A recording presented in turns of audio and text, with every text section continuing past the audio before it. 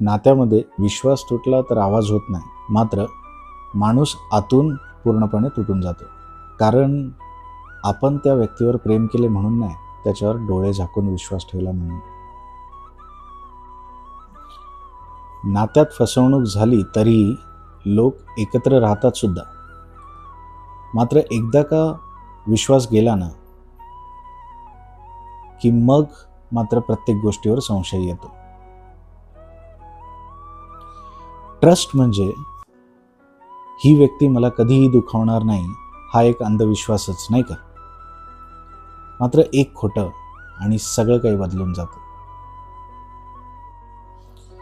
बोलणे चालणे असते, पण आतून फिलिंग सगळ्या संपलेल्या असतात. आणि मग मन म्हणते की आता पुन्हा कधीही विश्वास ठेवायचा नाही.